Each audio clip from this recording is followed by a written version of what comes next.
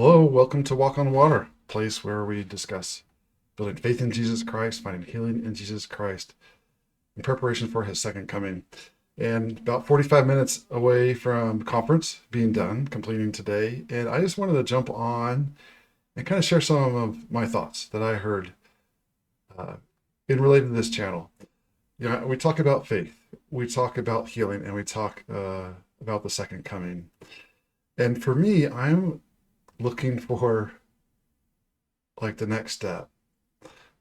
Personally, I'm kind of done with Babylon.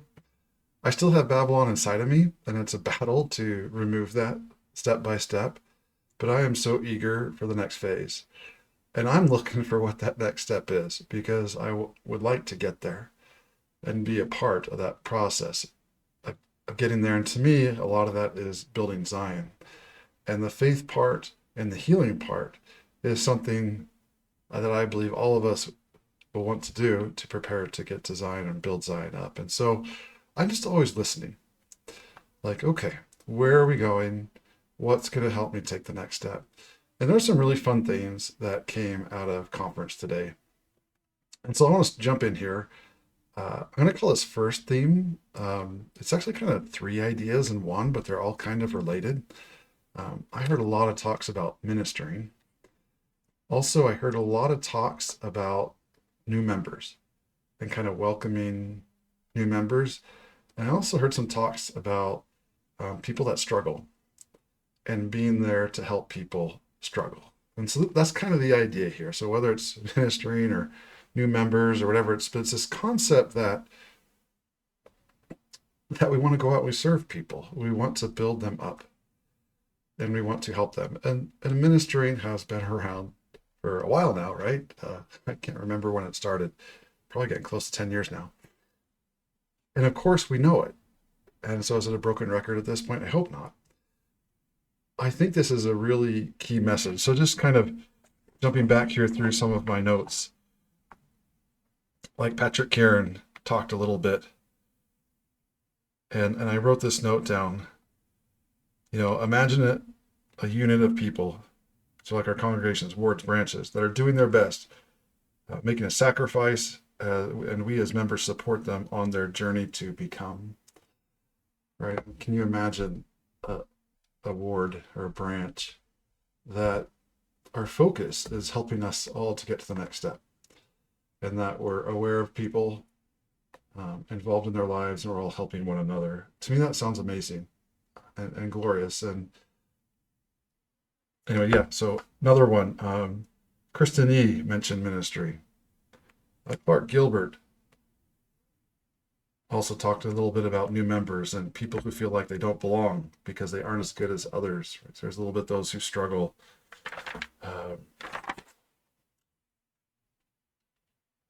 Gary Stevenson mentioned it. Eduardo Ortega mentioned the new members aspect. Gerald Koze mentioned ministry. And so I'm just kind of going through my notes, and that might be a number of them. And I think potentially President Oaks might have picked it up. But yeah, President Oaks mentioned it in the end. So just lots of these talks on being more aware of people and being more involved in their lives and helping them as they take their next step on their covenant path. So that was kind of one fun theme. And I am hoping that we continue to build to that place. We are getting more involved in that place. And I know as I interact with people, that's what I'm trying to do. That's one of these reasons I started this channel, because I want to help people in their healing journey. I want to help people in building faith. And so as I talk to people, I'm always looking to help build faith and strengthen people. The next theme that I kind of saw was this idea of becoming. And I talked about this a few videos ago on my doing versus becoming. And that was an incredibly insightful video for me. It was a real interesting video because as I was preparing to make a YouTube video, it just came to me. Like I did not start out with that idea, but in the preparation, it kind of came to me and just really clicked for me that we have this. In the past, I viewed the gospel as like an action-based, and then trying to leave behind the action-based and move more to a becoming-based. And I have to say, I absolutely love Elder Bednar's talk, because I felt like he was saying the same thing I was saying, but more eloquently. And it was just kind of fun to feel like maybe I'm on the same wavelength for one little thing. That Elder Bednar talked about enduring to the end and how we see it as this miserable experience. And and yeah, to be honest, that's how I felt growing up in the church. It's like you just hang on until you die. And it doesn't feel joyful. Yet he kind of reframed enduring the end, redefined it to one of becoming and growing in charity and obtaining spiritual gifts. And just what a wonderful juxtaposition that is. So much more enjoyable to think about enduring to the end is just feeling more of the love of Jesus Christ. And as we start to realize our divinity as children of God and what that really means, and we start to cast off these false identities that we're holding on to, we will feel more of his love, and that love will naturally flow out into others. It's just going to be glorious, right? And you combine that with the previous topic of ministering. What happens when that love starts flowing out to our brothers and sisters around us, those who are struggling, new members? Who knows? I do want to jump back to the new members things really quick. One other thought that I had is I wonder if we might start getting more people. And I know there has been an increase, I think, in people being baptized this past year or so. I believe most of that's in Africa. I'm not sure. But I just wonder if we might start seeing more people. Maybe I'll kind of jump to this right now, but like just compare what we just heard these past 2 days and the peace that flows out of that. And now compare that to what's going on in the world right now. Could there be a bigger difference? I believe that people are going to realize if they want peace, there's one place to go. And so I wonder if we're going to start getting more people coming into the church. Okay, so just jumping back to this becoming one. So obviously I mentioned Elder Bednar's talk. That was really huge for me. Clark Gilbert also talked a little bit about this doing versus becoming concept and helping people that struggle with the doing. And I think as we focus on a different definition of endure to the end, that maybe we can help people make that shift.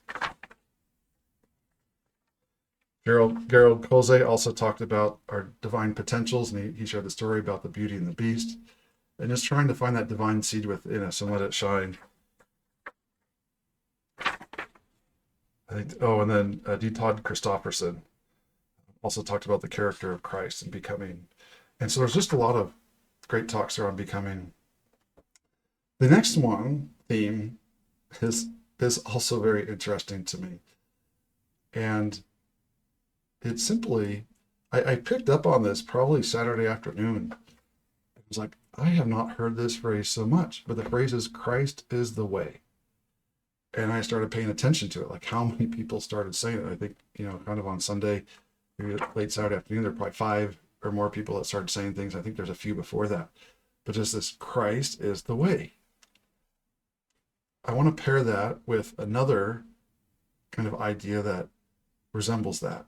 And I've never heard this like parable. I can't ever remember really hearing this parable in conference, but it's Christ is the true vine. It's found in John 15. We heard it twice. I think we heard it from Ulysses Soares, and I think Garrett Gong, yes. And it might have been, and they also both use the word abide. And President Oaks, in that final 5-minute talk, he also used the word abide. Okay, so the concept of Christ is the way, the true vine. And I also want to throw in another one, the good shepherd. To me, these all kind of relate to each other. Multiple people brought in the good shepherd. And this concept that, anything that we do, we want Christ helping with us. I think actually I have yours from Ulysses Soares. He says, with us, we can do nothing. That's really odd. I wonder if I wrote that down correctly. But I think the idea is if we're just relying on ourselves, we're going to struggle. But if we're connected to the true vine, then amazing things could happen, amazing things can flow through us. And so jumping to this concept of the Good Shepherd, I've had some conversations, actually a conversation with a good friend about this recently. And both of us are trying to come closer to Jesus Christ and participate in his building the kingdom of God. And we're both independently, you're going down this path of this idea that just trust Heavenly Father, trust in Jesus Christ, and he'll take care of us. And for me, the way I experienced that or started thinking about it is we often talk in the scriptures that Christ is the good shepherd. What does that mean? Like, what do the sheep do? Like, if you think about the roles and the responsibilities between the good shepherd and the sheep, what are those? Well, the sheep. The sheep's responsibility is just to follow. It's that, just follow him. But what does the shepherd do? The shepherd protects them. The shepherd finds them when they wander off. And the shepherd takes them to places where they can eat. And sometimes I feel like I'm the sheep, but I'm trying to plant the grass seeds. I'm trying to uh, pull the weeds. Uh, I'm trying to tell the good shepherd where we want to go next to get the food. And, and it's like it kind of have it backwards. And so it's this idea of really learning for me, to change my relationship of Jesus Christ and get him more involved in that process and trust him. I think often in the church we talk about, well, we got to do all our effort and then he'll make up the difference. And there's some truth to that. I don't want to uh, limit that saying, but I wonder once again if we get the priorities a little bit mixed up. Our effort can be on following Christ, and then he's going to take care of a lot of other things, right? And does following Christ mean, once again, do we not go to work? Do we not put food in our plates and all those things? No, of course not, right? We want to do those things as well. But what it looks like for me is sometimes I'll get a prompting, go do this. I act on it. I had a plan for that day, something I was going to do, but I get this prompting, I go act on it, and all of a sudden I see the other things in my life about taking care of myself or putting food on the table or making a living for myself and my family. Those seem to go a whole lot smoother. And it seems like time doesn't work the same and math and numbers don't work the same. It just amazing things start happening. And as I start seeing more and more of that in my life, I'm getting to this place of, okay, I'm going to trust more and more. I'm just going to do my best. When I feel that prompting, I'm going to act. And when there's no prompting there, then I'm just going to go forward with my plan. My plan is to put in effort, to have a broken heart, contrite spirit, and those wonderful things, and learn and grow and become more like Jesus Christ. And so, to me, this is the big step I'm taking right now in my life, is learning more to trust him and follow his promptings. And as that happens, I will become more. And inevitably, those promptings will be to minister, to build people up. And so almost like these three themes in one, I just collide to this beautiful picture of where I'm trying to go right now and what I'm believing, or yeah, how I'm trying to build up Zion and where I think I would like it to go. And just grow. And for me, it's been an amazing process. I want to put a little side note in here really quick, that when just a little bit about me and this channel, like what I'm doing here, I'm just sharing my journey. And we had a beautiful conference today where we got to hear from the brethren.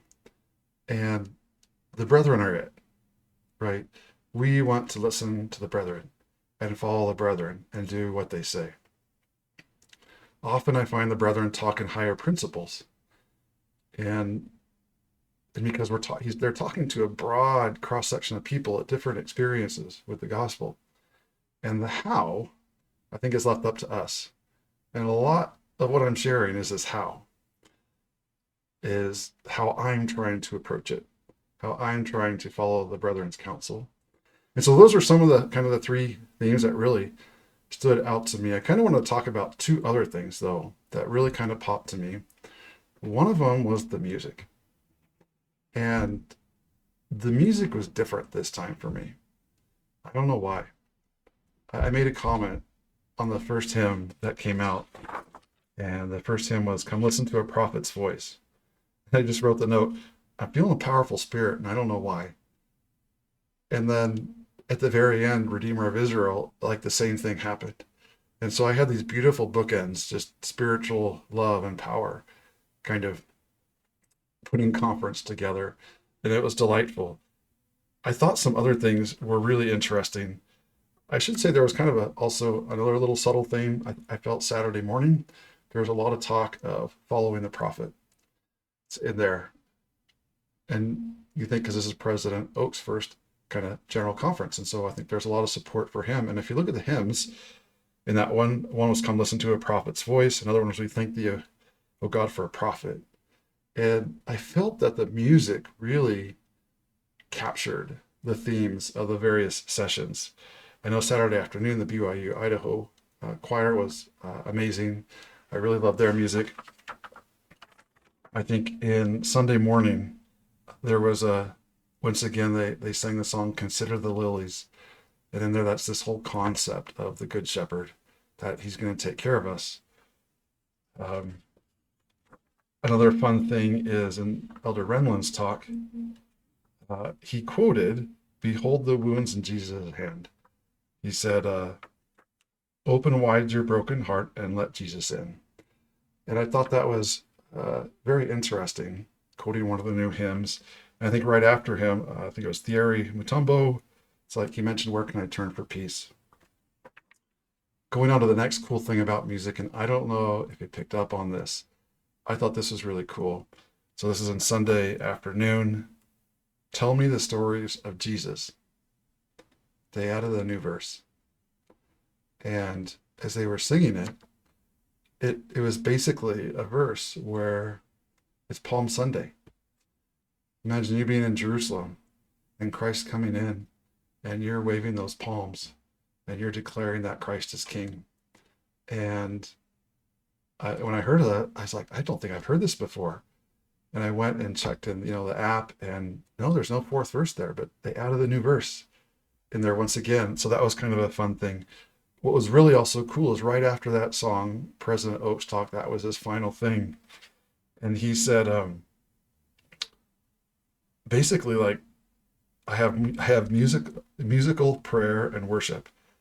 And I talked recently about this concept of worship and music and how that looks like for me. But he's kind of tying this idea together too of music and worship.